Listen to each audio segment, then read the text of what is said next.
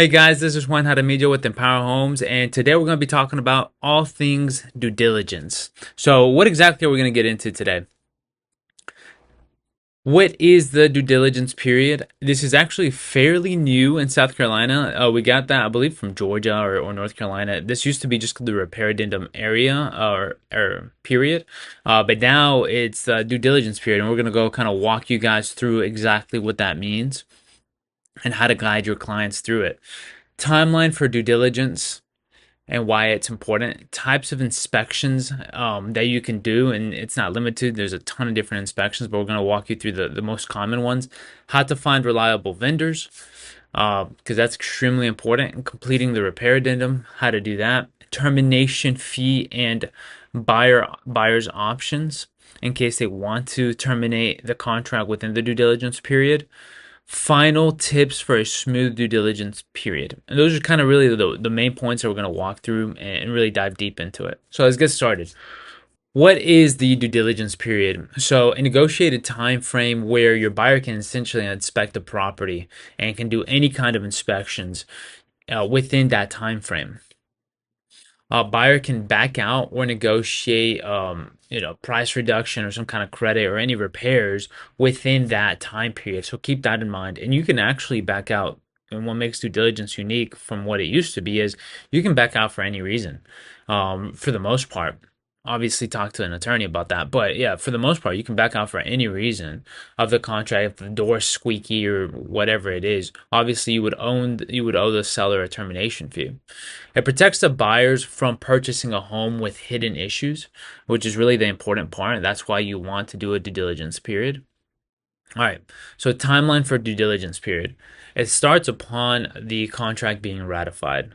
And so keep that in mind. So as soon as you go under contract, you want to schedule an inspection ASAP. It typically lasts around 7 to 14 days, but it's negotiable. So sometimes for investors, as is kind of super quick close type of deal, you might want to do closer to 7 days. Or for those that are super long contracts, maybe 60-day contracts, or who knows, if you can get away with doing 14, 20 days or something like that, yeah, it definitely would benefit your buyers. Must agree to repair requests or terminate before the deadline. And here's the key piece, because I remember when it first came out, this new way of doing the inspection period, it wasn't certain as to when you had to come to an agreement on. Because on the repair addendum document, it gives you an expiration date of when they're supposed to respond. Keep in mind, you need to come to an agreement before the due diligence period ends. So you want to make sure that everything gets signed and ratified before the due diligence period ends, or your buyers could be on the hook. So please keep that in mind. Schedule inspections ASAP to allow time for negotiations.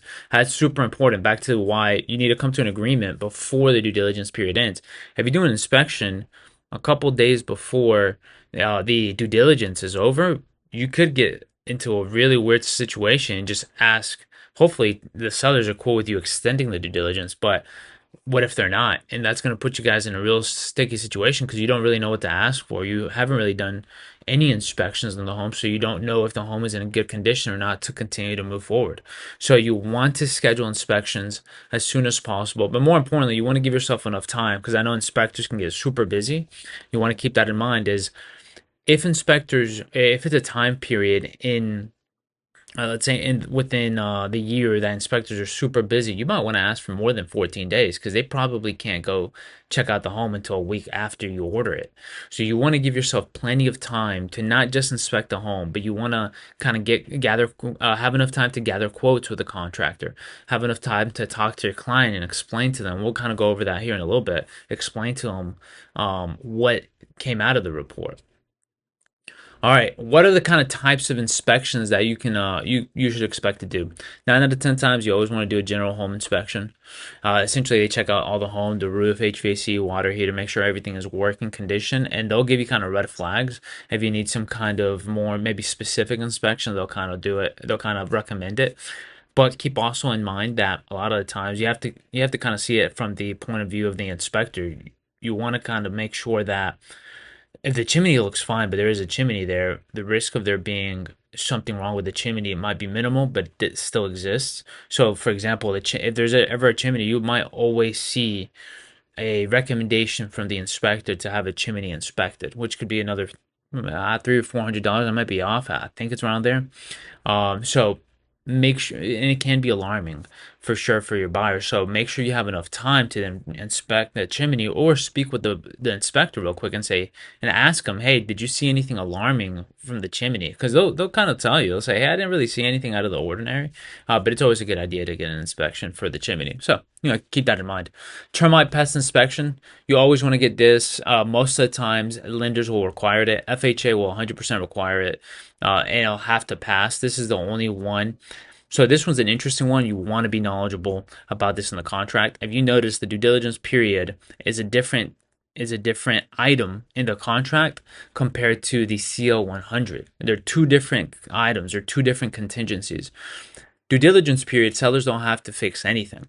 CL 100, sellers have to make sure it passes if they agree to the contingency, right? If they and you don't have to ask or have this before the due diligence period ends. You need to, there's a part in the contract that says, hey, you will send this report. Usually the number is 10 days before closing to give people, obviously the sellers, enough time to review it and repair it if anything is necessary. The other thing with this inspection is it's also a humidity inspection, especially for those homes that have a crawl space. They want to make sure that it's less than 20%. What's unique about 20% is anything less than 20%, that means fungi is not growing or is not active. It'll be inactive fungi. You'll see that in almost every single report that has a crawl space. So if it's less than 20%, not something to worry about for the most part. Um, Obviously, there's certain cases, but for the most part, not something to worry about. If it's north of 20%, that then becomes an area of concern because fungi can grow with humidity levels over 20%. And that's why 20% is so important and why FHA, for example, requires the CL100 to be done, and it requires it to be passed. The VA does as well, I believe, and maybe USDA. I'm not sure about USDA. Conventional is the only one, as far as I am concerned, that does not require CL 100. But if you add it to the contract, they do require it to pass. So keep that in mind. You can also do a radon and mold testing. A lot of times they'll have a device, they'll leave it out in the home for about 3 days, and then they'll come back and pick it up. That's the radon. It's like a gas that comes out of the earth that could become a problematic or hazardous. So it's not as common anymore in my experience, but some people are concerned about it, and we'll do this. And roof and foundation inspections. So a lot of the times what will happen is either out of the gates, the home has an old roof, so you want to go, or a shaky foundation, so you want to go ahead and take care of it. Sometimes what will happen is you'll have the general inspection come back, and they'll say, hey, roof is really old. You might want to have a roof contractor come and inspect it, and so we'll go ahead and do that. So again, it just goes back to making sure that you have enough time period in your due diligence to have all this scheduled, because it goes general inspection, CL 100, receive the general inspection, which a lot of times you'll receive that the day of, like later that afternoon, and then you have to then decide, do we need to schedule more inspections from there or not? So you have to be super quick and make sure you're aware of what's going on. Another one is a septic and well inspection, making sure that the septic tank is in good condition, or making sure the well is in good condition. That's also not super common, but it does happen, definitely. You definitely want to have vendors that are able to provide that service. And then how to find, well, I guess a great little segue, how to find a reliable vendor. So a lot of the times, especially if you work with a good brokerage or a team, a lot of times you just ask them who is their preferred vendor, especially because if you work with a team or a brokerage that has a ton of experience, a ton of transactions, has some top realtors. A lot of the times, top producers you'll notice work with a lot of the same vendors because those vendors have good reputations, have good SOPs that they can follow, are trustworthy vendors, tested, and have good reviews and everything like that. So that would be my first call is, hey, reach out. Who are the top teams or top brokerages using in your area? Another next thing is search for local vendors, directories, and read reviews. If you're just kind of you don't really know anybody, you don't want to ask anybody. I would start with who has a ton of great reviews. Start with who has the most amount of 5-star reviews. Have a give them a call, and then go from there. That's what I would do. Try to get to know the owner. Verify licensing and insurance is always a great idea. You can actually do that online. You want to make sure that they're licensed and they're not scamming you. I haven't run into anything weird about that, but it's definitely a great thing to do. Okay, so completing the repair addendum. So you get the inspection report back. What happens next? You want to review it on your own first before you go and review it with your clients. And here's a couple lessons that I learned in the several transactions I've been 100 plus transactions that I've been involved in is don't act, and you see these reports all the time. So you see the report. If it was the first time you've ever seen a report, I remember it seems like the house is falling apart. So that's the perspective your clients are coming from, unless they're investors. So don't act like it's a super clean review and there's nothing to worry about, and mention that before hearing what they have to say. And it's happened to me before, and I learned that lesson. They ask, out of the gates, I don't ask them. I just say, "Hey, I reviewed the report. It looks really good and looks super clean." And the first thing they come out and say is, "Really, like I'm super concerned about all these items in this report. This house looks like it's coming apart." Because now all of a sudden, not only one of the rules of being an agent in our team and selling is never make them wrong. So out of the gates, you're making them wrong. You're saying, "Hey, this report looks great," and they're telling you they're concerned that the house looks like it's falling apart, and you're looking at the same report. So don't make that mistake. Highlight the stuff that you find concerning, highlight the things that you find important that you want to bring up because they're going to ask for your opinion eventually. But first, ask the open-ended question: what did you think about the report? What are your largest concerns? Here are mine, and then start that conversation like that. Hopefully, you've already set that right expectation of, hey, we're not going to ask for the whole damn report because that's not what's it called? That's not necessary, right? Because a lot of times you'll see these items in the report, the little cracks. It's normal wear and tear in the home. It's going to show up in the report, even if it's completely fine. So a couple items to do, especially if you find something that I mean, obviously we're not inspectors, so we'll find some lingo that we just fucking don't know what it means. So a couple things that we can do is after discussing the most significant issues with your client is and setting the right expectation is call the inspector, lean on him a little bit because he is obviously well trained and knows what these items are, especially if you find things that you know are fine but your clients are super concerned with. Go talk to the inspector and then have your clients have a conversation with the inspector. Sometimes keep in mind, and this is why it's important to have a good vendor, an inspector can ruin a deal because they see things in a different lens, and so they could freak out your clients 100%. But a good inspector that's been around, a lot of the times they'll say, "Hey, there's nothing really concerning. Maybe a couple things here that I would be concerned with." And it would be also a great way to get a different perspective as to the report that you're looking at from a professional that essentially it does that for a living. So I think that that's a great way to show your clients that you work with professional vendors, and hey, this home isn't actually as bad as it may seem in the report. You actually have a really good home, or vice versa. Hey, here's a red flag that we may have missed in the report. This is a concern. This is how much it would actually cost to get this fixed. And so I think it's a great idea to actually use that inspector as your partner and lean on them a little bit. And then seller can so once you kind of fill it out, and before we continue here, once you fill it out, you want to be as specific as possible as to what you want the seller to do. You don't want to just put the points, send in the inspection report, and that's or the repair addendum to the seller, and that's it.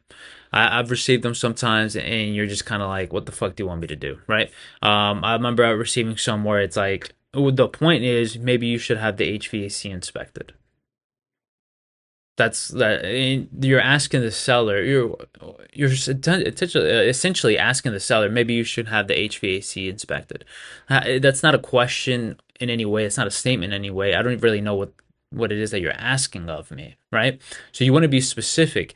Do you want more time to maybe extend the due diligence to have enough time in order to have the HVAC inspected, or maybe it'd be a kind of a crazy one, but have the seller inspect the HVAC itself.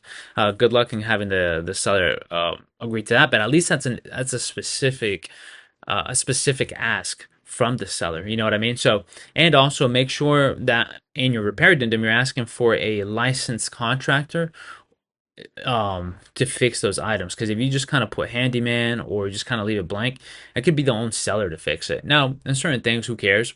I'll give you maybe an example where it may be the faucet and the sink is loose and you just need somebody to tighten it. That'll come up in the report, and like, who cares at that point? Or maybe it's the water heater is too cold or too hot and you can easily just change it. So obviously at that point, do you really need a licensed contractor to go and do it? Probably not. I wouldn't mind a handyman doing it myself, but there are other items that you definitely want a licensed contractor. So be aware, be specific as to what ask you're asking from the seller, and be specific as to who you want to fix those items. Don't be vague. Within as the more vague you are, the more problems you will have. Termination fee and buyer's options. So let's say issues come up on the inspection report. What are your buyer's options? Okay, well, the first one is you can obviously ask for the repairs to be the repairs to be done through the repair addendum, or you can ask for a price reduction or a credit. A credit is usually more common. Quick little thing to keep in mind with the credit: the seller can't give you more credit than what their closing costs are, than what the buyer's closing costs are. So keep that in mind. But if you have a ton of room within the credit, then obviously, or within the closing cost, then obviously ask for a credit. What I would do is, and what I usually do is, I would get a quote from a contractor to back that up, ask for the credit, show the quote, why I'm asking for this credit. It's not just a random number. And then after closing, maybe it's better for the buyers to then be responsible for fixing it afterwards. It depends on the situation, so keep that in mind. But it can be an option. You can either proceed with the purchase with the purchase as is, just because the report is perfect, and or maybe your client just is fine with it. Some clients are cool with it, and they're like, "Hey, I'm a handyman. I know how to fix all this stuff. It's not a big deal." Or they can terminate the contract by paying a termination fee. A couple things here with the termination fee is, you either have to give it directly. So the check, or the check has to be named to the seller, so whoever the seller is, and either you have to drop it off at the seller's house and just review the contract again. I believe it's drop it off the seller's house, drop it off to the listing agent, or drop it off at the broker's, the listing agent's office, essentially. One of those three. Anything different than that, or if you want to Zell it as an option or anything like that, have an addendum pre-written, signed, so you can do it that way, and make sure that everybody's on the same page. Okay, termination fee is negotiated in the contract, so keep that in mind. That's why it's very important to have it be clear about the termination fee. It wasn't clear as to what the termination fee was going to be. Either 250, I think, is when we first started, when we got the contracts. Right now, it looks like standards around 500. So whatever you negotiate, that be let the buyers know what that means, and then it must be before the due diligence deadline. Very important. Why? If the due diligence deadline passes, earnest money is now at play. Your clients will then lose earnest money instead of the termination fee. And I'm pretty sure most contracts, if not all, termination fee is either earnest money or less. 9 out of 10 times, it's less than earnest money. So that's a huge way to save your clients money. Is we want to be quick about this. Okay, final tips for a smooth due diligence. I hope you guys are still here with me. I appreciate you guys watching this all throughout, and hopefully, I hope I brought you guys value. But all right, to finalize this, set inspection appointments early. Keep buyers informed about deadlines. Extremely important. Lean on the inspector for any questions or red flags. Set clear expectations with clients by explaining the inspection process. And you don't want to explain the inspection process while you're under contract for the first time. You want that to be the third or fourth time that you've explained the inspection process, because it can be a little confusing, and at this point, it's very emotional. So keep that in mind. And with that, guys, that's it. Thank you very much for checking out this video. Again, this is Juan Jaramillo with Team Lead at Empower Homes. And if you guys are ever looking for, real estate opportunity or a career change or a new brokerage slash team, I'd love to have a conversation with you guys. We're here at upstate South Carolina. And my information is below. Hope you have a great day. Bye.